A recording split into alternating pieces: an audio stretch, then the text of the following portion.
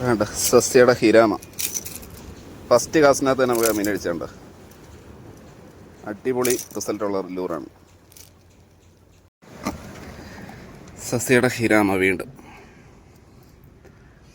ഒരു 1.5 കിലോയ്ക്കകത്തുള്ള വറ്റ. നല്ല അടിപൊളി ഹുക്കപ്പ്.